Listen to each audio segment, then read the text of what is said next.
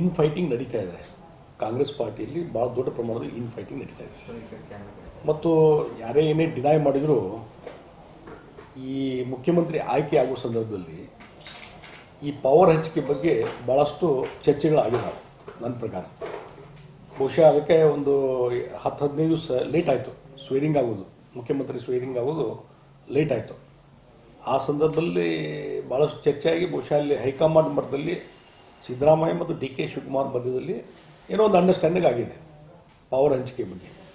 But ಅದನ್ನು ಯಾರೂ disclose ಮಾಡ್ತಾಯಿಲ್ಲ, ಡಿಸ್ಕ್ಲೋಸ್ ಮಾಡೋಕೆ ಧೈರ್ಯ ಯಾರಿಗೂ ಇಲ್ಲ. ಅದರಿಂದ ಏನಾದರೂ ಡಿಫ್ರೆನ್ಸಿಯೇಟ್ ಆಗ್ತದೆ ಅಂಥೇಳಿ. ಹೀಗಾಗಿ ಈ ಕಡೆ ಸಿದ್ದರಾಮಯ್ಯರು ಅಧಿಕಾರ ಬಿಟ್ಟು ಇಳಿಲಿಕ್ಕೆ ತಯಾರಿಲ್ಲ ಮತ್ತು ಡಿ ಕೆ ಶಿವಕುಮಾರು ಅಗ್ರಿಮೆಂಟ್ ಪ್ರಕಾರ ನಮ್ಗೆ ಅಧಿಕಾರ ಕೊಡಿ ಅಂತ ಕೇಳ್ತಾ ಇದ್ದಾರೆ. ಅವರು KPC ಅಧ್ಯಕ್ಷರಿದ್ದರು, ಅವರ ಇಬ್ಬರು ನೇತೃತ್ವದಲ್ಲಿ ಅಧಿಕಾರಕ್ಕೆ ಬಂದರು ಪಾರ್ಟಿ. ಆ ಹಿನ್ನೆಲೆಯಲ್ಲಿ ಬಹುಶಃ ಭಾಳಷ್ಟು ವಿಚಾರಗಳು ಚರ್ಚೆಗೆ ಬರ್ತಾ ಇದ್ದಾವೆ ಮತ್ತು ಇನ್ ಫೈಟಿಂಗ್ ನಡೀತಾ ಇದೆ. ಒಂದೇನಾಗಿದೆ, ಮುಖ್ಯಮಂತ್ರಿ ಸಿದ್ದರಾಮಯ್ಯನವರಾಗಲಿ ಡಿ ಕೆ ಶಿವಕುಮಾರ್ ಆಗಲಿ ನೇರವಾಗಿ ಅವ್ರು ಮಾತಾಡಲಿಕ್ಕೆ ತಯಾರಿಲ್ಲ ಇದ್ರ ಬಗ್ಗೆ.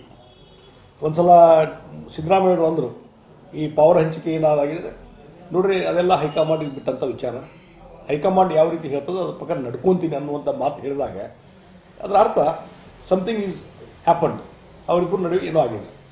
ಆಮೇಲೆ ಡಿ ಕೆ ಶಿವಕುಮಾರ್ ಅಲ್ಲಿ ಹೈಕಮಾಂಡ್ ಮಟ್ಟದಲ್ಲಿ ಮಾಡ್ತಾರೆ, ನೇರವಾಗಿ ನನ್ನ ಪವರ್ ಹಂಚಿಕೆ ಆಗಿದೆ ಅದ್ರ ಪ್ರಕಾರ ಅಧಿಕಾರಕ್ಕೆ ಕೊಡಿ ಅಂತ ಕೇಳಲಿಕ್ಕೆ ಅವರಿಗೆ ನೇರವಾಗಿ ಓಪನ್ ಆಗಿ ಹೇಳಲಿಕ್ಕೆ ಆಗ್ತಾಯಿಲ್ಲ. ಒಂದು ರೀತಿ KPC ಒಬ್ಬರು ಅಧ್ಯಕ್ಷರಂತಂದರೆ ಅದೊಂದು ಪ್ರಾಮಿನೆಂಟ್ ಹುದ್ದೆ. ಆ ಹುದ್ದೆ ಇದ್ದಂಥವ್ರ ಬಗ್ಗೆಯೇ ಭಾಳ ಒಂದು ಕೆಟ್ಟದಾಗಿ ಮಾತಾಡುವಂಥದ್ದು ಸ್ಟಾರ್ಟ್ ಮಾಡಿದ್ದಾರೆ ರಾಜಣ್ಣವರು. ಹೀಗಾಗಿ ಏನಾಗಿದೆ ಅಂದರೆ ಈ ಬೇರೆಯವ್ರ ಮುಖಾಂತರ ಅವ್ರಿಗೆ ಇನ್ಸ್ಟಿಗೇಷನ್ ಪ್ರಚೋದನೆ ಮಾಡುವಂಥದ್ದು, ಪ್ರಚೋದನೆ ಈಲ್ಡ್ ಆಗಲ್ದೇ ರೀತಿಯಲ್ಲಿ ಡಿ ಕೆ ಶಿವಕುಮಾರ್ ವರ್ತನೆ ಮಾಡ್ತಾ ಇದ್ದಾರೆ. ರಾಜಣ್ಣವರು ಹೇಳಿಕೆ ಹಿಂಗೆ ಕೊಟ್ಟಿದ್ದಾರೆ ಅಂದರೆ ನಾನು ಅದಕ್ಕೆ ಪ್ರತಿಕ್ರಿಯೆ ಕೊಡೋದಿಲ್ಲ, ನನ್ನ ಬಗ್ಗೆ ಏನು ಹೇಳೋದಿಲ್ಲ ಅಂತ ಈ ರೀತಿ ಮಾತಾಡೋದು ನೋಡಿದಾಗ ಪ್ರಾಕ್ಸಿ ವಾರ್ ಸ್ಟಾರ್ಟ್ ಆಗಿದೆ ಮತ್ತು ಪ್ರಚೋದನೆಗೊಂಡು ಅವ್ರೇನೋ ಮಾತಾಡಲಿ ಅಂಥೇಳಿ ಸ್ಟಾರ್ಟ್ ಆಗಿದೆ.